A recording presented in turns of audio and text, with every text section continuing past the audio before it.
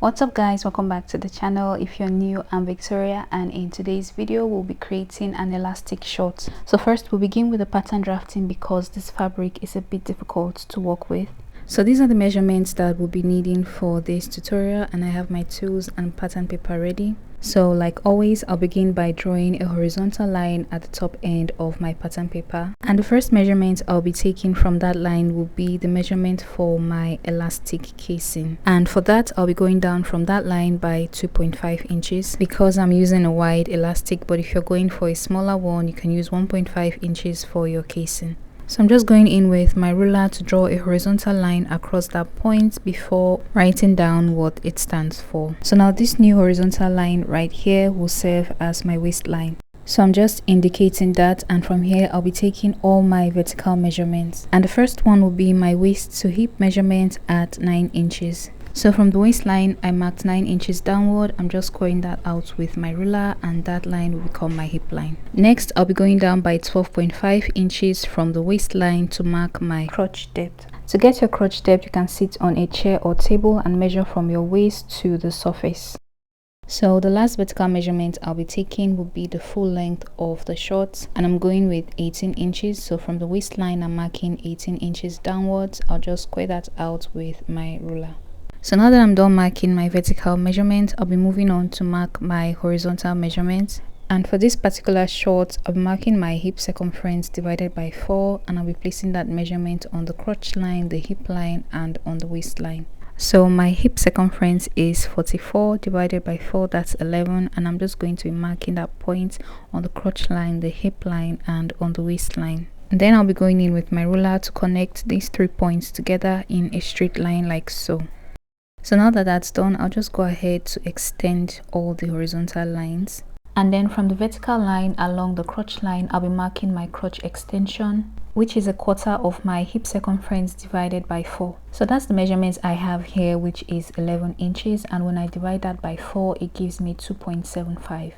So my crotch extension is 2.75, which is what I'll be marking from the vertical line along the crotch line. Then along the hip line, I'll be coming out by 1/4 of an inch. Then I'm going to go in with my French curve to connect these 2 points and blend it into the vertical line like so. So I prefer to do this rather than blending it directly into the hip line because this gives me more allowance along the crotch area. So now along the hemline, I'll be placing my thigh circumference divided by 2. So my thigh circumference is 26 divided by 2, that's 13. So I'm just marking 13 inches along the hemline before going in with my ruler to connect it to the crotch extension.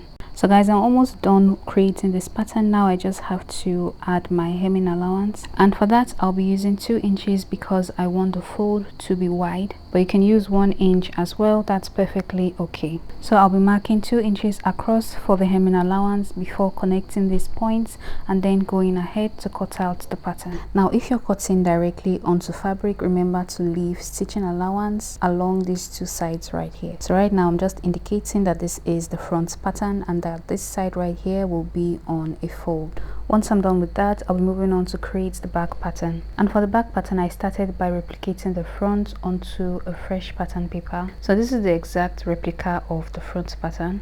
I went ahead to indicate all my horizontal lines, and just like the front, this part right here will also be on a fold. So as you can see on this pattern paper, there's a lot of space along this side right here. That's because I'll be creating a new crotch extension, and I'll do that by taking the exact measurement of this crotch extension and I'm marking it on this side like so. So I'm just going in with my ruler to connect it back to the crotch line, after which I'll be adding 2.5 inches all the way from my waistline to create a new curve for the back crotch extension. And when taking this measurement, I'm making sure to start directly from the vertical line and not the curve. So the 2.5 inches is just extra allowance to accommodate the bum area. So now I'm just connecting that point all the way to the crotch line. I'll be marking my hip points on that new line, and then I'll come out by 1/4 of an inch like I did for the front, and then I'm going to go ahead and create a new curve for the back. So now I'm just cancelling out the curve for the front pattern because we won't be needing that anymore.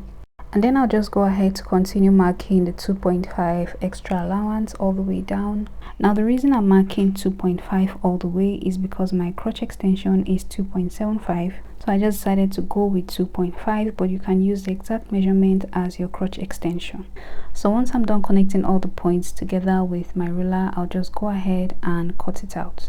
So again, if you're cutting directly on the fabric, don't forget to leave sewing allowance along the crotch area and along the folded end. So now that I'm done creating the patterns, it's time to cut onto fabric. So I'm starting with the back pattern, and as you can see, this end is on a fold and I left about half an inch for joining. I'll do the same for the other side along the crotch. I won't be adding any allowance along the hem because I already did that when drafting out the pattern. I'll go ahead to open up the fold so I end up with two separate pieces before moving on to the front pattern. So I cut out the front the same way I did for the back. I left half an inch allowance along the crotch area and along the fold. I'll go ahead to open up the fold just like I did for the back so that I'm left with two pieces as well. So this part of the short right here will be for the elastic, while the other part will be for the folding along the hem. So now it's time to start stitching. Starting with the front, I place the pieces together right sides facing each other, and I'll be stitching on a ½ inch sewing allowance from the waist all the way to the crotch extension, and I'll do the same for the back pieces as well. So I've done that. Now I'm just going to press down the seam so it lays flat. I'll do the same for the back piece, and when I'm all done and I open it up, this is what it looks like. So this is the right side of the back piece, and I'm going to be placing the front piece on top of this, right sides facing each other. And I'll be joining the two pieces by matching the seam along the crotch area and stitching along the inner thigh all the way down to the hemline. And when I'm done with that, I'll proceed to stitch down the sides using a ½ inch sewing allowance. You can see that the back piece is much wider than the front. That's how it's supposed to be. Just pull the front piece to match the back, stitch it down, and do the same for the other side as well. So guys, I'm done stitching down the sides, and as you can see, the short is almost complete. This is how it's looking on the right side. So now I'm going to be stitching down the elastic casing. Remember, I gave 2.5 inch allowance for that. So from the top of the short, I just marked 2.5 inches all around the waistline, so it will be easy for me to fold. So I turned the short over to the wrong side, and I'm just going to fold it like so and stitch all around, leaving just a little gap to pass in the elastic. I'll also be hemming the short by folding it in and then folding it in again just a little bit and sewing all around. Once that's done, here's what it looks like. So this is the wrong side, and this is the little space I left to pass in the elastic. Now here's how it looks on the right side, and here's a space to pass my elastic. And for the length of the elastic, I just made it 5 inches shorter than my actual waist circumference.